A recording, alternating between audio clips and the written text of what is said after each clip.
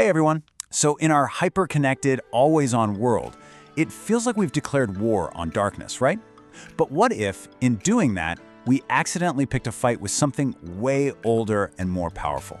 I'm talking about our own biology.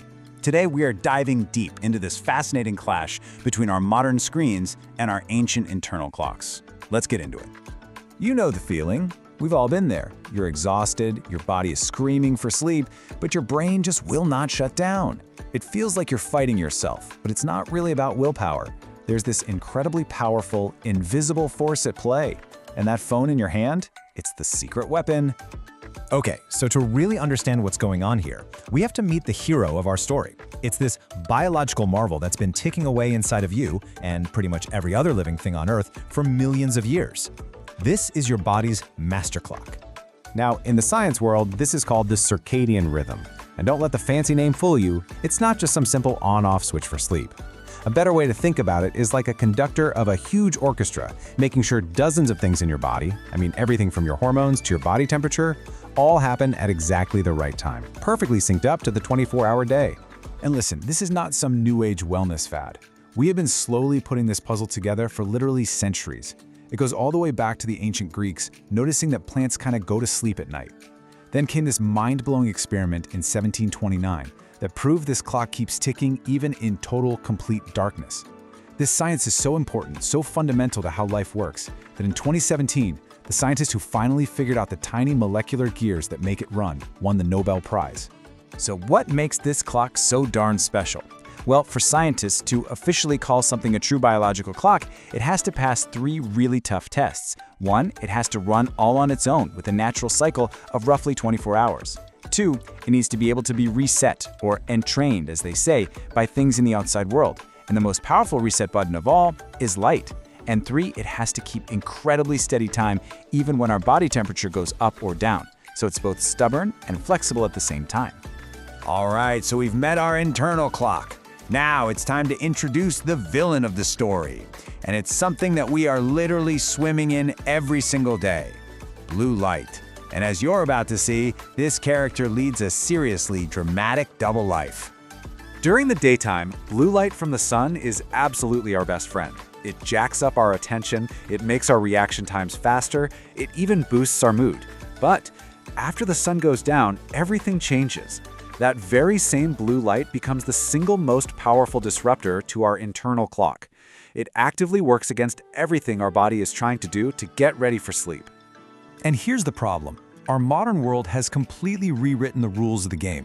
For almost all of human history, evenings were dark. But now, our nights are just flooded with artificial blue light from our phones, our laptops, our TVs, and yeah, even those energy-saving light bulbs. So how does this actually work? How does light do this? Well, you can think of it kind of like a heist. At night, blue light is like a master thief that sneaks into your brain, and its target is one very specific, very important hormone that is basically your body's time for bed signal. And that hormone is melatonin. People call it the hormone of darkness, and for good reason. As soon as it gets dark outside, your brain is supposed to start pumping this stuff out, sending a message to every single cell in your body that, hey, it's nighttime, let's start winding down. But any light at night, especially blue light, slams on the brakes of that whole process. And get this, not all light is created equal, not by a long shot. A huge, landmark experiment by researchers at Harvard actually compared how blue light affects our melatonin levels versus green light. And, well, you can see for yourself on this chart. It's not even a contest. Blue light is a uniquely powerful suppressor. The results of that study were just staggering. They found that exposure to blue light suppressed melatonin for about twice as long as green light did. But here's the real shocker. It actually shifted the participants' entire body clock backwards by 3 hours. 3 hours, compared to just an hour and a half for green light. That is a massive, massive disruption from just one evening of exposure. So you're probably wondering, how much light does it take to cause this kind of biological chaos? Is it a bright overhead lamp, a giant TV screen? The answer is, well, it's shockingly small. It takes just 8 lux. 8 lux. To put that into perspective for you, that is barely twice the brightness of a typical little nightlight you'd put in a kid's room. That's it. Your body's master clock is that sensitive.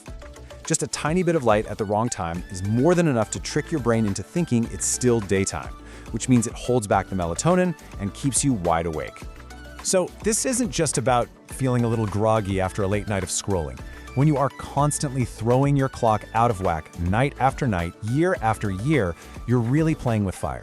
The research is starting to show that chronic disruption to our rhythm might be linked to some very serious long-term health problems. Yes, studies are suggesting that there are links between this kind of long-term disruption, like what shift workers experience, and a higher risk for things like depression, diabetes, obesity, even cardiovascular disease. Now, it's not absolute proof that one causes the other, but the connection is strong enough to show that keeping our internal clock happy and running smoothly is absolutely crucial for our overall health. Okay, so that was a bit of a downer, I know. But here's the really good news. You can absolutely fight back. You don't have to go live at a cave to fix this. Just by understanding the science, you can take some really simple, practical steps to protect your clock and start working with your biology again. So here are 4 key strategies straight from those Harvard researchers. First, if you use a nightlight, make it a dim red one. Red light is the absolute least disruptive to your melatonin. Second, try, and I know it's hard, but try to avoid bright screens for 2 to 3 hours before you go to bed. Third, if you just can't do that, look into some blue blocking glasses or use a filter app on your phone. They really work. And finally, and this one is so important, get a ton of bright light during the day. This makes your internal clock stronger and more resilient when nighttime comes around. At the end of the day, the big takeaway is this. We're living in a 24/7 world, but we're still running on an ancient 24-hour biological clock. The solution isn't to throw away all our technology. It's about learning to manage our light exposure so that we are finally working with our own biology instead of fighting a battle against it every single night. It really is a huge shift in how you think about things. You start to see light not just as something that helps you see in the dark, but as a powerful signal that directs your entire body. So the question is, now that you know its secret, will you change how you see the light?